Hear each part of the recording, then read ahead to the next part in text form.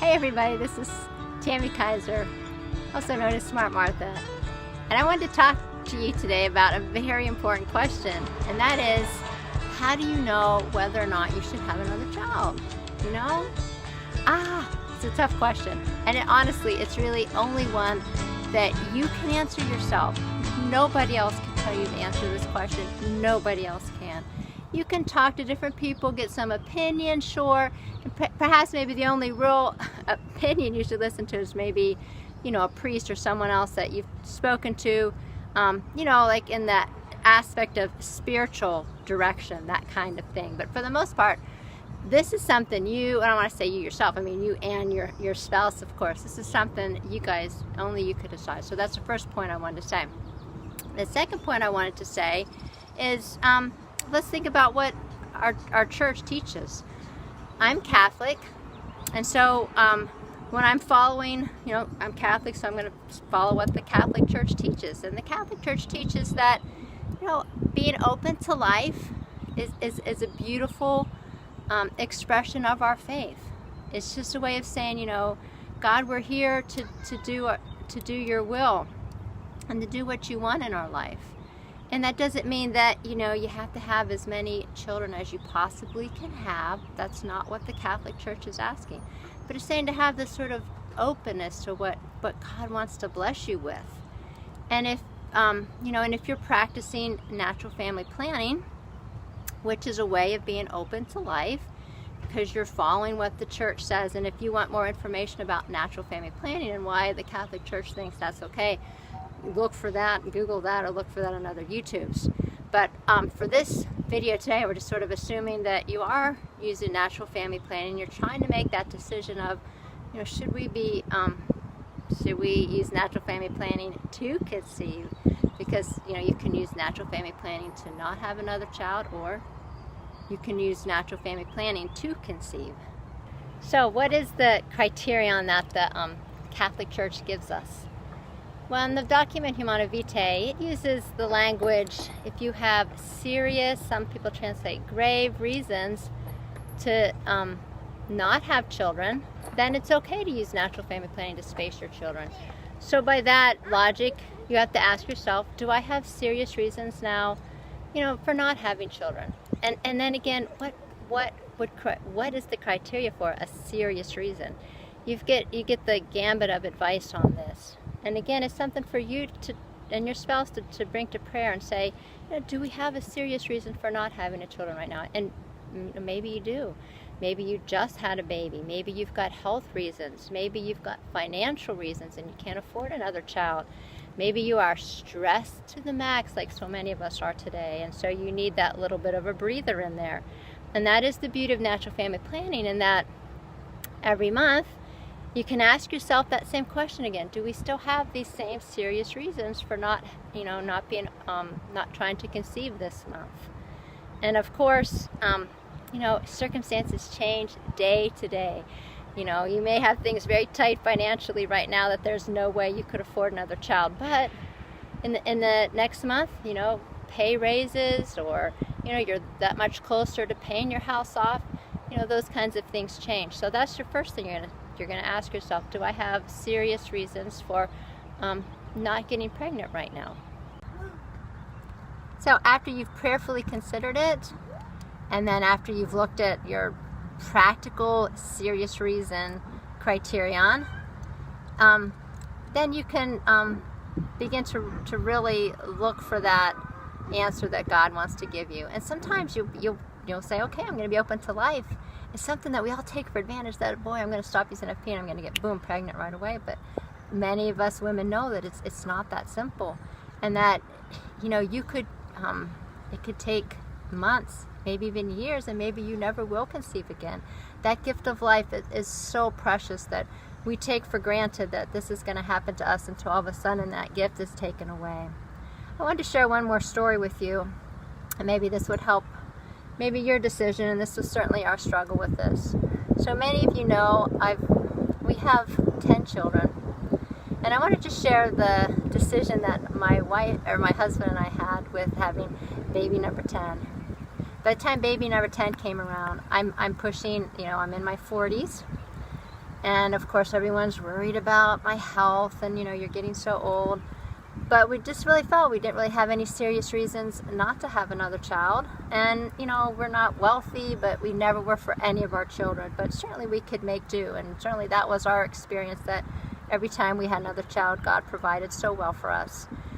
But so after baby number 9, we waited a while after that baby, like we always do, to make sure my health gets back and I recover and get sort of in the swing of being a mother again. And then we just are open to life, and as usually happens, we get pregnant.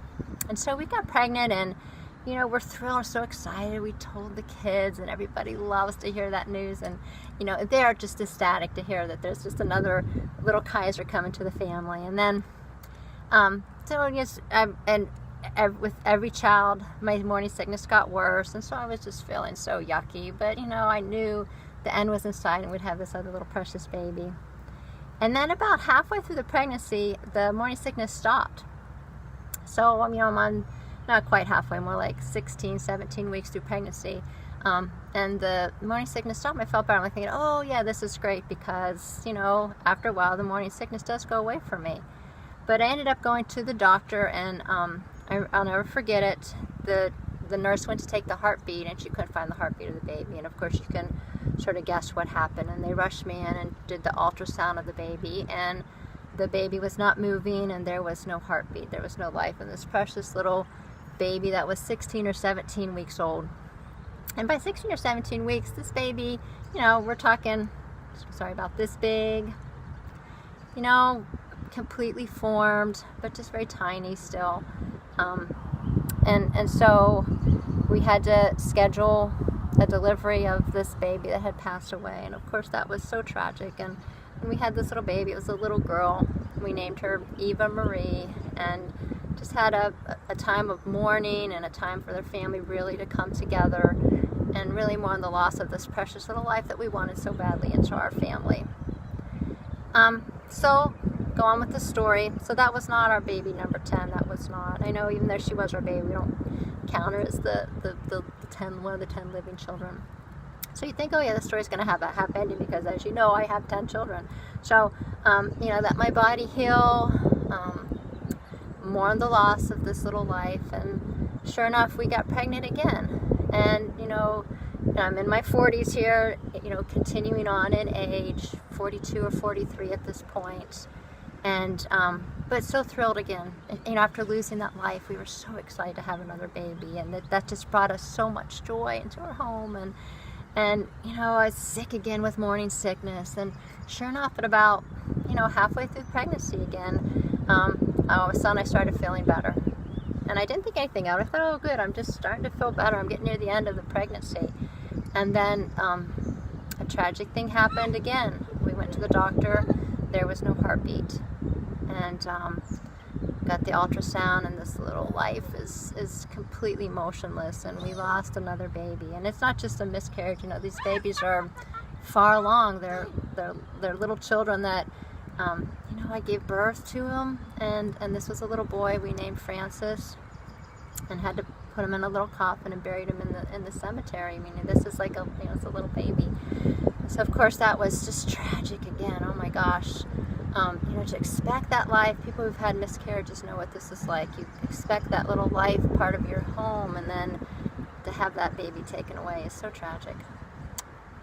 But then, life goes on, and, we allowed time for healing, both emotionally and physically. And then we had this question, boy, can we go through this again? Oh my gosh, I don't know if we can take myself through it. My husband, it was hard on him. We can't take our family through this. I'm getting so old. Should we be open to life, God? Is this something we can do? And we prayed about it, and we looked, we answered those criterion that God's going to take care of us no matter what. When we're open to Him, doing what we believe His will is in our life, He is going to bless us for that. And so we said, sure, we'll be open to life. And maybe I'm older in age now, and we're just taking that risk that we're going to have another baby that's got the same problem and that's going to die halfway through. But we said, well, if that's God's will, then that's fine. we're just going to try to do the right thing. And here we've created this little child that's going to be in heaven, part of our family, not here on earth, but part of our heavenly family. And what a blessing that'll be. So we had that sort of thought in our mind, and just knew everything was going to be okay. God was going to take care of everything. And so, sure enough, we decided to be open to life and stopped using natural family planning to avoid pregnancy, and we got pregnant. And you can imagine how nervous we are, how nervous we were, because we thought for sure, God, we have to lose this our little precious baby. But we gave our whole heart to this little baby that we had, and welcomed this new unborn child into our family, and made those dreams and plans that we all do when we're expecting a baby. And you can imagine every time I would go in for that checkup and have the heart, feel the heartbeat, and when I did eventually get over the morning sickness and start to feel a little better through my pregnancy, and every time I would feel better, I think, oh no, I've lost the baby again. But God blessed us so greatly with this baby. This is our baby number 10, so she made it. And I decided to go with an elective cesarean birth at this point. My other pregnancies and deliveries were just horrible. And the sooner we got this baby out, the sooner the chance would be, if they go over, and I tend to go over, higher chance for stillborn and stuff like that. So I'm like, I'm old. I'm just going to go for the cesarean this time and see. Not that that's really easy, I know, because it certainly was not. And when you have a cesarean, you're draped. Everything's draped. You get these blue drapes, and my husband's up here with me. We can't see what's going on. Just feel all this tugging and pulling, and we heard the baby cry, so we were so thrilled and so excited, but so extremely nervous at this point. And then we hear the nurse say, "Oh my gosh." That's what the nurse said. "Oh my gosh." So we're thinking, oh my gosh, something happened. They're going to sweep this little baby girl away from me, and there's going to be bad news. But this was we see this as God's sort of sense of humor, that when we looked at we asked the nurse, "What's up? What's wrong? What's wrong?" And she says, "Oh, nothing. She just has 6 toes on 1 foot." So we call this little girl our 6-toe wonder. Just as a side note, my husband and I found that, sometimes with practicing NFP, we have not been the greatest at it. We have made so many mistakes, and it took us forever to really figure it out. It really did. We're just so busy with life and jobs and starting a new family, trying to make ends meet, that we really didn't pay as much attention to it as we should have. And we were not using a teacher. We tried to be self-taught with just a book. And so they needed us to say that, it sort of worked for us, but for the most part it did not. And every time we had lots of surprise pregnancies. But we really felt that, it was still the right thing for our marriage. And it was just a beautiful way of living with using NFP. And even just that gift of the surprise pregnancies. What a blessing that has been on our marriage. We can name these blessings now. These are actually living human beings that are bring joy into our life most of the time. But we found that just with every child that we had some kind of sneaky little blessing that came with that child. Finances were tight, and we found out we're pregnant, we'd have a raise, or we'd get a new job, or someone even gave us a minivan one year. Just these little blessings that we felt God was telling us, hey, you're doing what's right, and I'm going to bless you for that, and just that assurance. And then this is not even to mention the blessing that having a large family was for our marriage, for our relationship, and for our family. Just that constant companions for our children is just wonderful to this day. Our oldest is almost 30 now.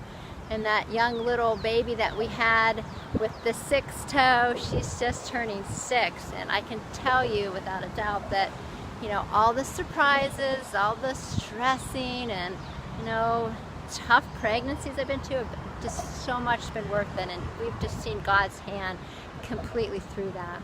So should you have another child, take it to prayer, look at your situation, and, God can take care of any situation that you have, and God will hold your hand through it. We need to use common sense, yes. If it's not the time, if you're struggling with any kind of physical problems, mental problems, even financial problems, maybe it's okay to wait. Wait, keep praying about it. But in the long run, be generous with God. Be generous with your life. Give it all to God, and He will bless you so much for that. Well, thank you for listening to my story today. Thank you.